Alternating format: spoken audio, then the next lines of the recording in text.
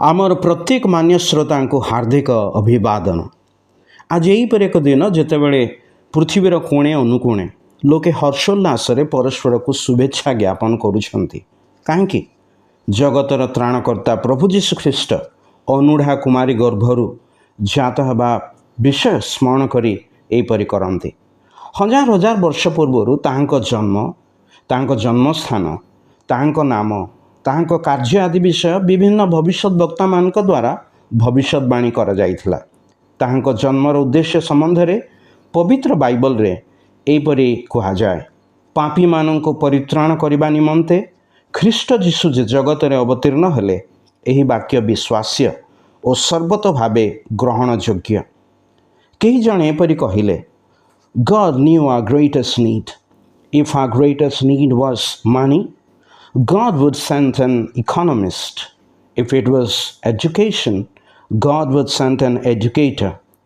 If it was technology, God would have sent a scientist. But the greatest problem was sin, and the greatest need was salvation. Therefore, God sent a savior. ईश्वरंकर वाक्य पवित्र Bible लुकलिखित सुसमाचार 2 अध्याय तार 10 एवं 11 पदरे एपरि लेखा अछि। सेथिरे दूत सेमानकु कहिले, भय कर नाही। देख, मु समस्त लोकंकर अत्यंत आनंदजनक सुसमाचार तुम्भमानंकु जणाउछि। कारण आज दाऊदंक नगर रे तुम्भमानंक निमंते त्राणकर्ता जन्म ग्रहण करिअछंती। से ख्रीष्ट प्रभु तुम्भमानंक निमंते त्राणकर्ता। हाँ प्रिय बंधु, आमे जगत रे जड़े त्राणकर्ता को ही आवश्यक करूँ। कारण पवित्र शास्त्र कहे, समस्ते तो पाप करिअछंती, पुणी ईश्वरंकर गौरव ऋणा पड़िअछंती, आउ पापर वेतन मृत्यु। तेबे पाप मनुष्य एई मृत्यु अर्थात अनंत मृत्यु जहाँ नरकर हेब एवं जहाँ ताको सदाकाल पई प्रेममय ईश्वरंक ठारू दूरेई रखिब, एही दंडर अधीन अटे।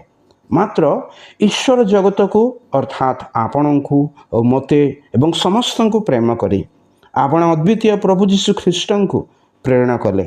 सी 33.5 वर्ष पवित्र निर्दोष निष्पाप जीवन यापन करी आपणा जीवन और कार्यर उद्देश्य शिक्षा दे समस्त मानवर परित्राण निमंते कालबरी क्रूशरे बलिदान हेले एवं तृतीय दिन रे मृत्यु उत्थित होई आज जीवित रही प्रत्येक को परित्राण, पाप क्षमा, आशा, आनंद और शांतिर जीवन देवा निमंते से जीवित अटंती।